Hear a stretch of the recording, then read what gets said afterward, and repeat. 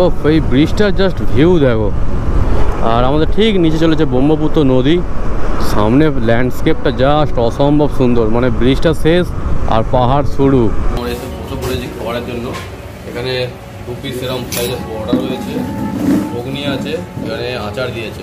Deep সবুজ যে কালারটা হয় সেম কালারের পাহাড়, উপরেই নীল আকাশ। শিলিগুড়ি এখান থেকে 383 কিলোমিটার, বারহি 1074 কিলোমিটার। আসামের কিছু ভালো লাগুক আর না লাগুক, এখানকার আকাশ দেখে কিন্তু মন ভরে যাচ্ছে। জঙ্গলের মধ্যেখানে মাছ ধরছে, এখানে কি মাছ পড়ছে কে জানে, ওই মাছ পানা পুকুর আছে একটা।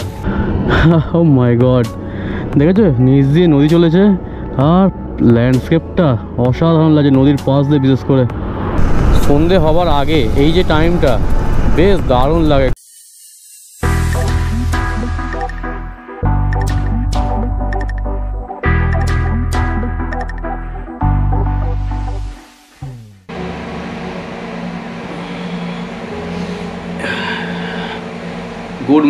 Good morning from Assam. তোমরা এর আগের ভিডিও যারা দেখেছো তারা তো জানোই যে আমরা আসামে ছিলাম কালকে গুয়াহাটিতে, আর এখান থেকে কামরূপ কামাখ্যা টেম্পেলে পুজো দিতে গিয়েছিলাম। যারা ওই ব্লগগুলো এখনও পর্যন্ত দেখোনি তারা প্রতিটা পার্ট দেখে দেখে আসো, তবে তোমরা প্রতিটা পার্টের সাথে কিন্তু প্রতিটা পার্টকে রিলেট করতে পারবে। তো আজকের জার্নিটা হবে আমাদের বাড়ির উদ্দেশ্যে। চলো বেশি টাইম নষ্ট না করে আজকের জার্নিটা শুরু করা যাক।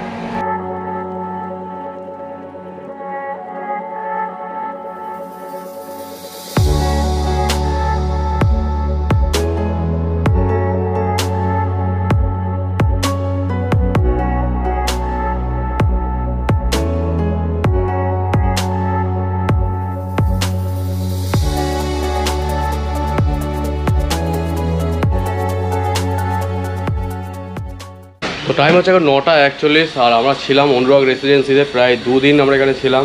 তো এই দাদাটাকে তোমরা অনুরাগ রেসিডেন্সিতে পেয়ে যাবে, ব্যবহার খুবই ভালো। দাদা তোমার নাম্বারটা একটু বলে দাও, ফোন নাম্বার যাতে কন্ট্যাক্ট করতে পারে। আমার ফোন নাম্বারটা না, হ্যাঁ 8798581821, এই নাম্বার কল করলে মানে হ্যাঁ পাওয়া যাবে। তো কামাখ্যা টেম্পল থেকে মাত্র 7-8 কিলোমিটার ডিস্টেন্স রয়েছে। তোমরা যদি এখানে আসো বা ভিজিট করো তো তোমরা এই হোটেলটাকে অবশ্যই দেখতে পারো। তো আমার এক্সপিরিয়েন্স খুবই ভালো ছিল এই হোটেলে। আর তোমাদের বাইরে থেকে একটু হোটেলটা দেখিয়ে দিই। তো বাইরে থেকে প্রপার্টিটা জাস্ট এইরকম লাগে, এই হচ্ছে পুরো প্রপার্টিটা। আর আমাদের বাইক পার্কিংয়ের জায়গাগুলো ঠিক এরকম ছিল, এরকম ঠিক বাইক পার্কিংয়ের জায়গা, মানে বাইক নিয়ে কোনো সমস্যা হবে না। সামনে এখানে গেট যদি দেওয়া হয় তাহলে বাইক পুরো সেফভাবে থেকে যাবে। তো চলো আজকে কিন্তু আমাদের বেরোতে অনেক লেট হয়ে গেছে, আর আজকে অনেক দূর জার্নি করতে হবে আমাদেরকে। চেষ্টা করবো আজকে আমরা বাড়ি যাতে পৌঁছাতে পারি, জানি না রাস্তায় কী হবে না হবে, যাই হোক সেটা তোমার সাথে শেয়ার করতে থাকবো। চলো তো আমরা এই 3 মূর্তি আজকে রাইডটা শেষ করতে চলেছি। তো এখান থেকে আমার বাড়ির ডিস্টেন্স 1066 কিলোমিটার। আমরা চেষ্টা করব এক টানা এই রাইডটা কমপ্লিট করার, জানি না করতে পারবো কি না। তখন আমরা এই সিটিতে ঢুকি রাত্রিবেলা, তখনও জাম পেয়েছি। কালকে যখন পুজোতে গিয়েছিলাম তখনও জাম পেয়েছি, আর আজকেও কিন্তু জাম পাচ্ছি। এই সিটিটা ছেড়ে যতক্ষণ আমরা বেরোতে পারবো কিন্তু শান্তি নেই। একটু আগে পর্যন্ত রাস্তার কাজ হচ্ছে, যার জন্য কিন্তু বিভৎস জাম ছিল। তো এখন তবু একটু ফাঁকা ফাঁকা পেয়েছি আমরা। আমাদের ঠিক বাম দিকে গুয়াহাটির শেষ পাহাড়ে দর্শন করছি এখন। যাই হোক আমরা সকালে এখনও পর্যন্ত কিছু খেয়ে বেরোয়নি, তো আমাদের কোনো টিফিন দোকান থেকে আগে কিছু খাওয়া দাওয়া করে নিতে হবে, তারপরে কিন্তু আমরা বেরোতে পারবো। তবে টোটোগুলো এমন ডান সাইডে চাপছে।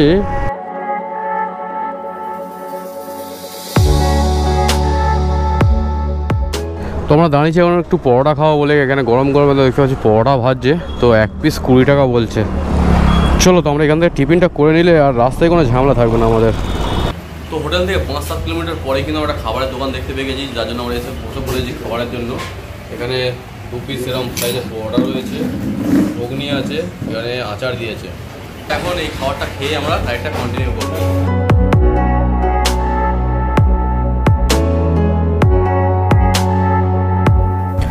চলো তো টাইম হচ্ছে 10:23, আর আমরা এখানে খাওয়া দাওয়া কমপ্লিট করে বেরোচ্ছি এবারে। বেশ মোটা মতন টিফিন হয়েছে, কিন্তু 2টো পরোটা দিয়েছিল।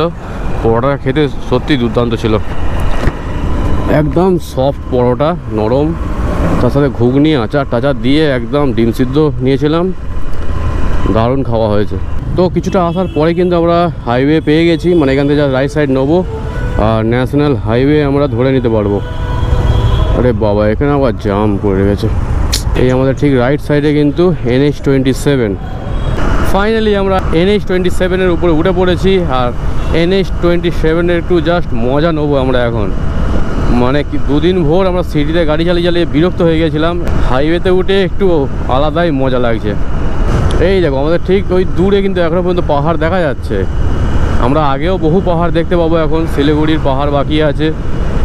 তো এই ট্রিপে আমরা এখন পর্যন্ত সেরকমভাবে চা বাগান ঘুরে দেখা হয়নি। তোমাদের প্রথম ভিডিওতে দেখিয়েছিলাম চা বাগান কয়েকটা।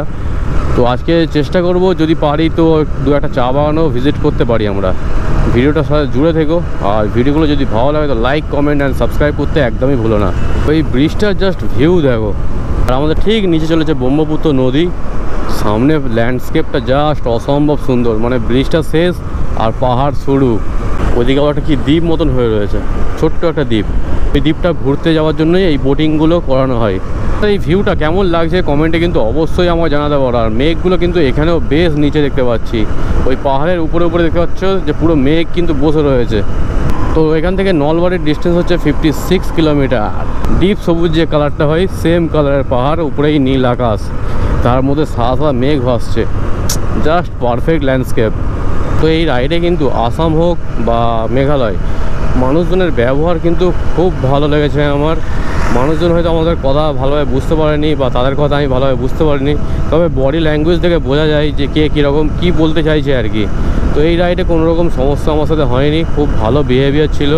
তো তোমরা যদি এইসব রাইডগুলো করো তোমরা একটা আলাদা অ্যাডভেঞ্চারাস রাইড হতে চলেছে। কিন্তু মেঘালয় মানেই কিন্তু একটা অ্যাডভেঞ্চারাস রাইড হয়। টাইম হচ্ছে 11:22, আর আজকের ডেটে আমরা প্রথম টোল প্লাজার সামনে চলে এসেছি। এই টোল প্লাজাটার নাম কি, কোনো নাম লেখা নেই। যাই হোক, কামাখ্যা থেকে ফেরার পথে এই হচ্ছে প্রথম টোল প্লাজা, আর ওদিক থেকে যারা আসবে তাদের হচ্ছে শেষ টোল প্লাজা। পড়াই হচ্ছে সোজা শিলিগুড়ি, সোজা 430 কিলোমিটার। বঙ্গাইগাঁও হচ্ছে 146 কিলোমিটার। তো এখান থেকে আমার বাড়ির ডিস্টেন্স আছে 1005 কিলোমিটার। তো ফাইনালি আর কিছুক্ষণের মধ্যে কিন্তু আমরা 1000-এর নিচে নামিয়ে নিতে পারবো আশা করছি।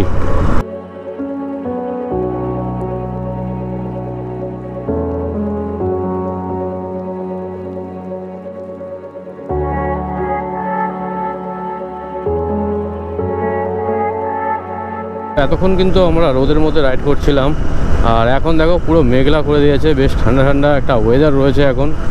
দারুণ লাগছে, দারুণ প্লেজেন্ট ওয়েদার বলা যায়। আমরা কিন্তু আমাদের বাড়ি থেকে 1000 কিলোমিটারের নিচে ফাইনালি নামিয়ে নিতে পেরেছি। 998 কিলোমিটার বাকি আছে আমার বাড়ির ডিস্টেন্স। হ্যাঁ, যেতে টাইম লাগবে দেখাচ্ছে 21 ঘন্টা 2 মিনিট। বাপরে বাপ, কোথায় রয়েছি আমরা বুঝতে পারছো? এই ফ্ল্যাগগুলোকে কত দারুণ লাগছে দেখো, রাস্তার ধারে এরকম ফ্ল্যাগ করা আছে, একটা ধাবা টাবা কিছু একটা আছে ডান দিকে।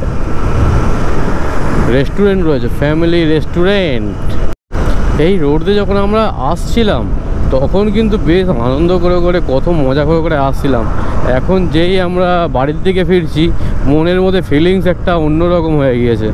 এই দেখো শিলিগুড়ি এখান থেকে 383 কিলোমিটার, বারহি 1074 কিলোমিটার। এখানে আবার কিসের নাকা চেকিং বসিয়েছে নাকি? না, এখানে 3 মাথানি মোড় রয়েছে যার জন্য গাড়িকে পুরো স্লো করে দিচ্ছে। আর ট্রাফিক সার্জেন্টের কাজ এখানে পুলিশরাই করছে। বাহ, এটা একটা খুব ভালো জিনিস। খেটে খাও। ওকে, 2000 years later. টাইম হচ্ছে 12:08, আর আমরা এখানে একটু দাঁড়িয়েছিলাম জল টল খাওয়ার জন্য। তো 5 মিনিট জাস্ট রেস্ট নিয়েছি, জল টল খেয়েছি, তারপর বেরোচ্ছি আবার। যেহেতু আমরা মোটা করে টিফিন করে নিয়েছি না, তো বেশ কিছুক্ষণ গাড়ি চালার পরে একটু ঝিমুনি ভাব কিন্তু এসে যাচ্ছে এবারে, যার জন্য আমরা একটু দাঁড়িয়ে মুখে হাতে জল দিলাম আবারও। টাইম হচ্ছে এখন 12:22, আর আমরা একটা খুব সুন্দর স্পিড মেনটেন করে যেতে পারছি। তার কারণ হচ্ছে হাইওয়েতে সেরকম একটা জ্যাম নেই। হাইওয়ের মধ্যে যখন এই বড়ো গাড়িগুলো চলে আসছে তখনই একটু বিরক্ত লাগছে। এরকম বেশ পুরো ফাঁকা হাইওয়ে থাকবে তাহলে কিন্তু কোনো চাপই হবে না আমাদের। তো তোমাদের এই সমস্ত রাইডগুলো কেমন লাগছে কমেন্টে অবশ্যই জানিও। ভিডিওগুলো যদি ভালো লাগে লাইক করো, কমেন্ট করো, চ্যানেলটাকে অবশ্যই সাবস্ক্রাইব করে বন্ধু বান্ধবের সাথে বেশি বেশি করে শেয়ার করে দিও। আসামের কিছু ভালো লাগুক আর না লাগুক, এখানকার আকাশ দেখে কিন্তু মন ভরে যাচ্ছে। যেহেতু মেঘালয় এখান থেকে অনেক কাছে, সেই কারণে মেঘগুলো দেখো একদম মানে কাছাকাছির মধ্যেই রয়েছে। আর সাদা সাদা বেশ গোল গোল মেঘ কিন্তু ঘুরে বেড়াচ্ছে। আমরা যখনই শিলিগুড়ি থেকে নিচের দিকে নেমে যাব তখন কিন্তু আর মানে এইসব মেঘ দেখতেই পাবো না, পুরো নীল আকাশ দেখতে পাবো, একদম ক্লিয়ার স্কাই। কিছুক্ষণের মধ্যে আমরা কোথা থেকে কোথায় চলে এলাম। গতকালকে যখন আমরা নামছিলাম উপর থেকে তখন ঠান্ডায় কনকন করে কাঁপছিলাম। যত দূর চোখ যাচ্ছে ধান চাষ হয়ে রয়েছে, দারুণ লাগছে। এইরকম ওয়েদার থাকলে কত দারুণ লাগতো। মেঘটা এসে জাস্ট একটু ছায়া করেছে, নাহলে রোদ্দুরের জন্য বেশ গরম লাগছে। টাইম হচ্ছে এখন 12:48 আর আমরা আরও একটা জায়গাতে দাঁড়িয়েছি রেস্ট নেওয়ার জন্য। তো এখানে সিনিক বিউটি কিন্তু অসাধারণ। এইদিকে ধান ক্ষেত রয়েছে, আমাদের ঠিক বাম সাইডেও ধান ক্ষেত রয়েছে, তার মধ্যখান দিয়ে হাইওয়ে চলেছে এইভাবে। আর আমরা এখানে দাঁড়াবো একটু, তো দাঁড়িয়ে 2-5 মিনিট রেস্ট নেবো, তারপর জার্নিটা কন্টিনিউ করবো। A few moments later. Time হচ্ছে 1:06 আর আমরা এখানে বেশ কিছুক্ষণ টাইম কাটিয়ে ফেলেছি। চলো বেরোচ্ছি এবারে। সত্যি এখানে আকাশটা যতই দেখছি মন কিন্তু ভরে যাচ্ছে। আমি ভাবছি এদিকে এত মেঘ, আর আমাদের ওদিকে কিন্তু এক ফোঁটা মেঘ পাওয়া যাবে না। কারণ আমরা যখন আসছিলাম এক টুকরো মেঘ আমরা দেখতে পাইনি আকাশে, পুরো নীল আকাশ ছিল। আসামের মাঠ ঘাট সত্যি। এখন আমরা আসামে মাত্র 125 বাইক নিয়ে রাইড করছি, ভাবা যায়। মেঘালয়, শিলং সব কিন্তু এই 125 বাইক নিয়ে কমপ্লিট করে আমরা আজকে বাড়ি ফিরছি। আমাদের ঠিক নিচ থেকে রেল লাইন যাচ্ছে, আমরা তার ঠিক উপর থেকে যাচ্ছি। আর একটা ছোট্ট একটা সুন্দর ব্রিজ। তো এই জার্নিতে কিন্তু আমরা বেশ কিছু এক্সপিরিয়েন্স করেছি, বেশ কিছু মেমোরিজ কালেক্ট করেছি, যেগুলোকে নিয়ে আমরা বাড়ি ফিরছি। আবারও নতুন কোনো রাইডে যাব, নতুন নতুন এক্সপিরিয়েন্স করব, নতুন নতুন মেমোরিজ কালেক্ট করব। গতকালকে কিন্তু আমরা এই টাইমে মন্দিরে লাইন দিয়েছিলাম, আর মন্দিরে টোকেন নিয়ে হয়তো লাইন দিতেও চলে গেছিলাম। তো 7-8 ঘন্টা কিন্তু আমাদের কালকে টাইম লাগছিলো পুজো দেওয়ার জন্য। তো প্রথমে তো খুব বিরক্ত লাগছিল, মানে খুব শরীরেরও কষ্ট হচ্ছিল অতক্ষণ ধরে, যেহেতু আমরা এত বাইক জার্নি করে গিয়ে লাইন দেওয়া একটা খুব একটা ঝামেলার ব্যাপার। তারপরে পুজো দিয়ে যখন বেরিয়েছি না, মন পুরো ঠান্ডা হয়ে গেছে ভাই, সিরিয়াসলি বলছি, মন পুরো ঠান্ডা, কেন জানি না। তো মায়ের দর্শন করে খুবই ভালো লেগেছে কালকে। ভবিষ্যতে যদি মা চায় আমরা আবারও কামাখ্যা দেবী দর্শনে অবশ্যই আসবো।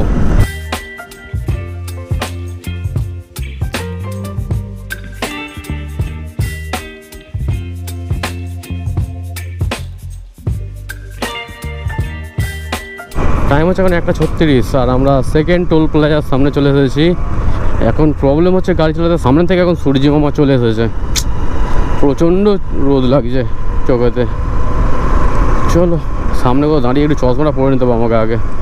তো বাপিদা বলছে যে আমরা যদি আজকে টানা বাড়ি চলে যেতে পারি তাহলে ভালো, আর যদি একান্ত না যেতে পারি তাহলে বলছে ডুয়ার্সে থাকার কথা। এখন আমি ভাবছি যে কী করবো। ডুয়ার্সে যেতে গেলে এখনও পর্যন্ত 205 কিলোমিটার ডিস্টেন্স বাকি আছে এখান থেকে।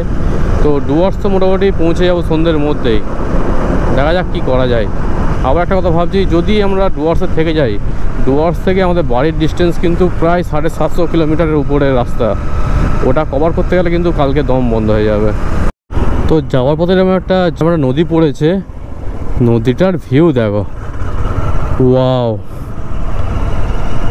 দারুণ লাগছে। মধ্যিখানে আবার নৌকা চলছে, ওইদিকে ঠিক ওই দিকটা নৌকা চলছে। তো আর কিছুক্ষণের মধ্যে কিন্তু আমরা আসামকে ছেড়ে দিয়ে ওয়েস্ট বেঙ্গল এন্টার করে যাব।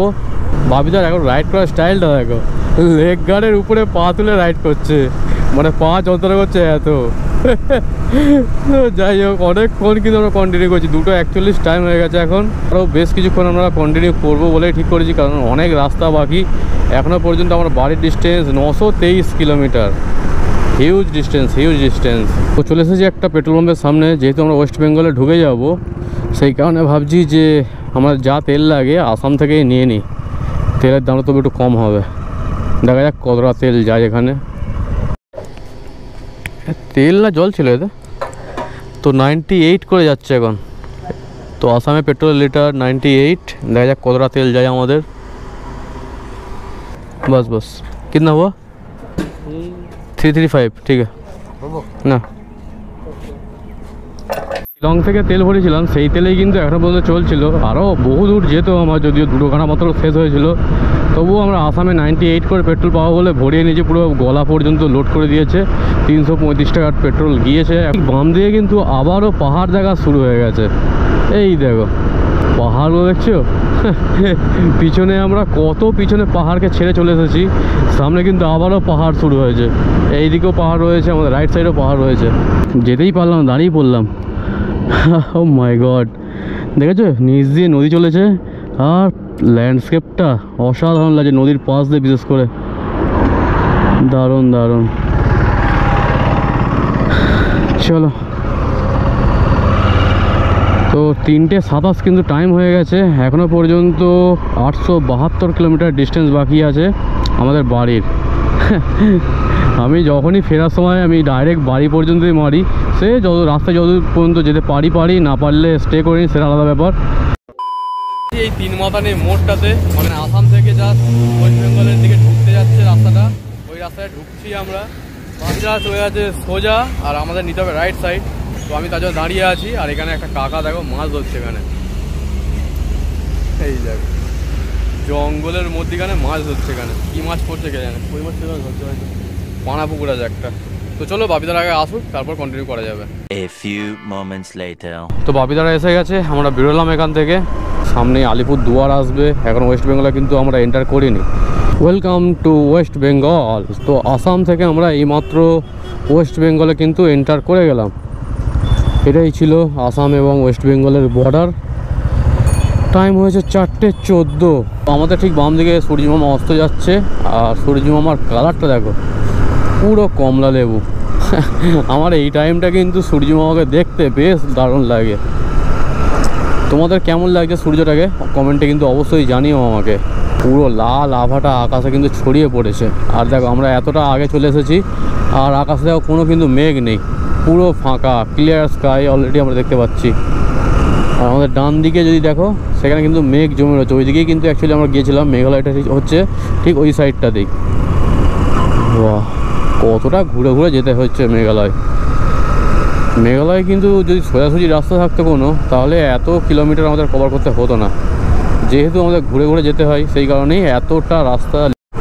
ও এখানকার ভিউটা দেখো রাস্তার, এইভাবে গিয়ে পুরো এইভাবে ডাউন হয়ে যাচ্ছে। দেখো সামনে কিন্তু কিছু এখন পর্যন্ত দেখা যাচ্ছে না, পুরো উপরে যারা চলে যাচ্ছে কিছু দেখাই যাচ্ছে না। ওরে বাবা, দু সাইডে জঙ্গল, মধ্যিখান দিয়ে এরকম সুন্দর টারম্যাক রোড, দারুণ দারুণ।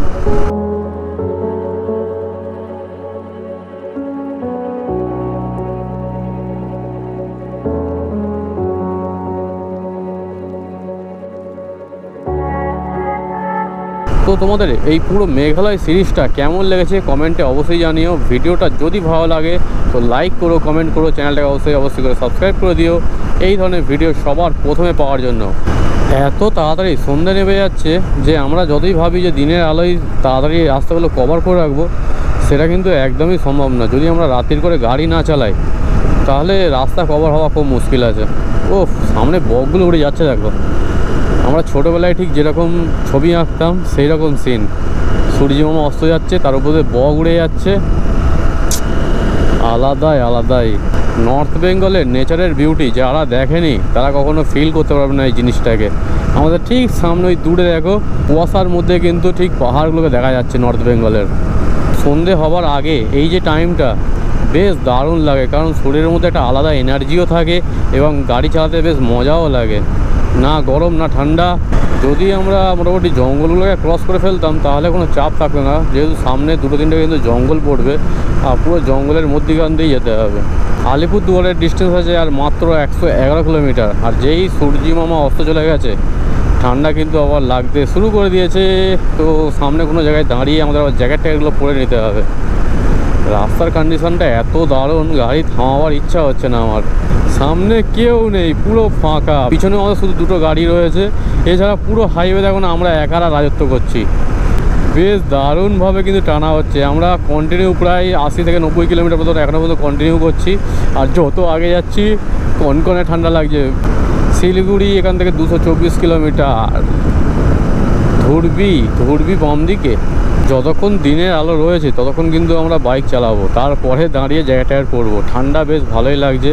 আমরা যদি এরকম পুরো রাস্তাটা ফাঁকাই পেতাম, তাহলে কিন্তু আমরা অনেক আগে পর্যন্ত পৌঁছে যেতে পারতাম। যেহেতু হাইওয়েতে কিন্তু বেশ জাম ছিল, সেই কারণে আজকে আমাদের সেরকম রাস্তা কভার করতে পারিনি। কলকাতা থেকে শিলিগুড়ি আমরা একদিনে আরামসে কভার করতে পারি, আর আজকে আমরা কামাখ্যা থেকে এখনও পর্যন্ত শিলিগুড়ি ঢুকতে পারিনি। কি অবস্থা! টাইম হচ্ছে এখন 5:14 আর সন্ধে পুরোপুরি হয়ে গেছে। তো আমরা জ্যাকেট পরার জন্য দাঁড়িয়েছিলাম এখানে। তো জ্যাকেট পরে একটা কেক নিয়েছি। তো সব এখানে কেক খাওয়া হচ্ছে, লম্বা দৌড় আছে।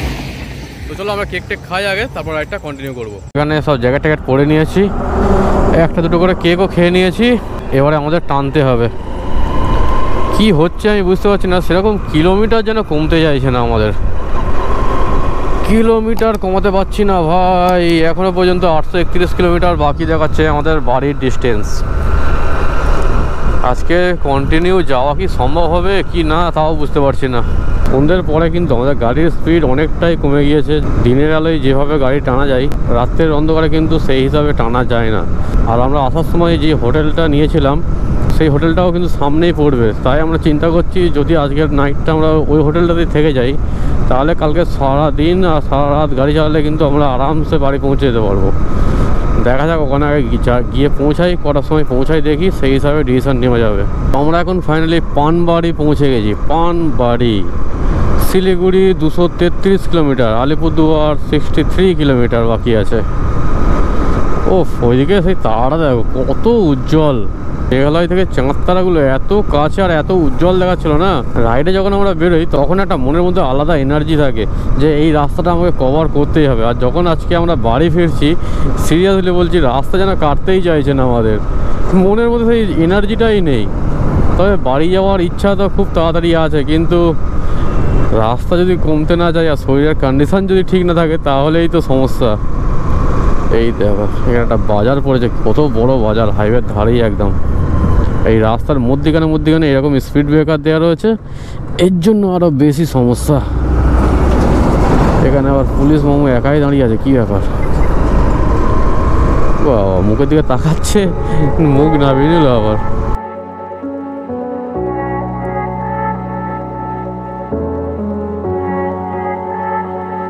তো টাইম হয়েছে 6:37, আর আমরা একটা জায়গাতে দাঁড়িয়ে ডিসিশন নিলাম যে আমরা যে হোটেলে ছিলাম কামাখ্যাগুড়িতে, ওইখানেই আজকে নাইটটা স্টে করতে হবে। তার কারণ হচ্ছে শিলিগুড়ি পৌঁছতে আমাদের প্রায় 1টা বেজে যাবে রাত্রিরে। তো অত রাত্রিরে কিন্তু আমরা হোটেল আর পাবো না, সেই কারণেই আমরা আজকে নাইটটা এখানে থেকে যাই, কাল সকাল বেরোবো। কামাখ্যাগুড়িতে যে হোটেলটা আমরা ছিলাম, মালিকটার ব্যবহার সত্যি অসম্ভব সুন্দর ছিল, যার টানে কিন্তু আমরা আবারও কামাখ্যাগুড়িতেই থেকে যাচ্ছি। যদিও আমাদের হাতে কোনো উপায় নেই, কারণ কামাখ্যাগুড়ি ছেড়ে যদি আমরা আগের দিকে যাই তো কোনো হোটেল কিন্তু আর পাবো না। আর যদিও পাই তো 600 টাকার মধ্যে তো হোটেল পাওয়াই যাবে না। এই ট্রিপে আমার যা হোটেল খরচা হয়েছে সেটা হয়তো আমার লাদাখ ট্রিপেও হয়নি। সব গাড়িকে দাঁড় করিয়ে আবার চেকিং চলছে এখানে।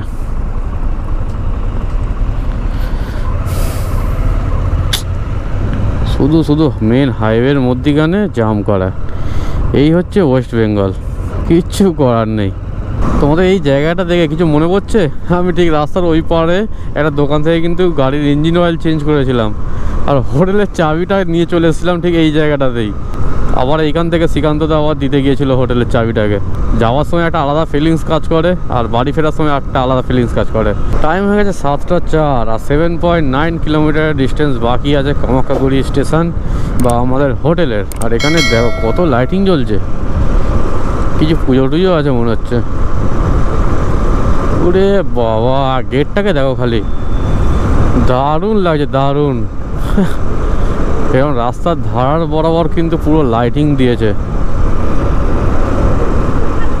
ওয়াও, পুরো চন্দননগরের ফিল আসছে ভাই, মনে হচ্ছে চন্দননগরে চলে এসেছি আমরা।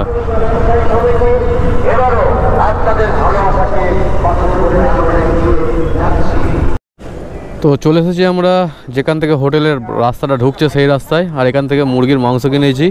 বাবিদা যা চিকেন রান্না করেছিল, আবারও সবাই বলছে যে আবার চিকেনটা একবার খাবে। তো বলি চলো খাওয়া হবে সবাই মিলে, কী আছে, কাল তো সব যে যার বাড়ি চলেই যাবে। তো এখান থেকে টমেটো পেঁয়াজ টিয়াজ সব কিনে ভালোভাবে রান্না করাবে আজকেও আবার। এই হচ্ছে আমাদের হোটেল, উপরেই এই সেই দোকান। তো টাইম হচ্ছে এখন 8:34। হোটেলে ফ্রেশ হয়ে নিয়েছি, ফ্রেশ হয়ে নেওয়ার সঙ্গে সঙ্গে কিন্তু কাজ চালু হয়ে গেছে আমাদের। রান্না বসে গেছে, এখানে ভাত করা চলছে, ভাত বসিয়ে দেওয়া হয়েছে। আর এইখানে দেখতে পাচ্ছ পেঁয়াজ আদা রসুন সব ছাড়ানো চলছে। তো আজকেও কিন্তু চিকেন রান্না হবে। কালকের চিকেনটা এত সুন্দর লেগেছে সকলের, তো সবাই বলছে যে আরও একবার চিকেন খাওয়া হবে। তো আজকে লাস্ট আমরা চিকেন খেয়ে কালকে বেরিয়ে যাবো বাড়ির উদ্দেশ্যে। তো এখান থেকে বাড়ির ডিস্টেন্স প্রায় 700-800 কিলোমিটার মতন হবে। তো কালকের জার্নিটা দেখতে একদমই ভুলো না, আর আজকে কীভাবে কী রান্না হচ্ছে না হচ্ছে ব্লগটার সাথে জুড়ে থাকবো। এখানে সব কাটাকুটি কমপ্লিট হয়ে গেছে, পরে চিকেন রাখা রয়েছে, আর এই আলু ছাড়া হচ্ছে একদম সরষের তেলেতে। ওয়াও,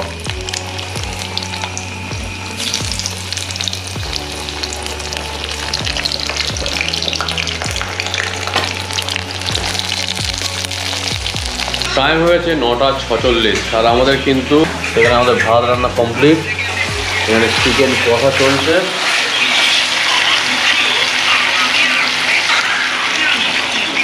আর আজকেও হালাই করেছে বাপিদা।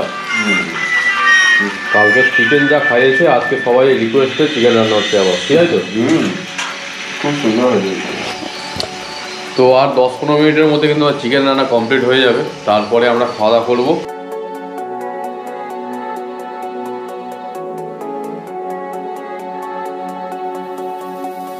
টাইম হচ্ছে এখন 10:30, আর আমাদের কিন্তু রান্না বান্না করা কমপ্লিট। ওখানে চিকেন রান্না হয়ে গেছে, এখানে ভাত বাড়া চলছে।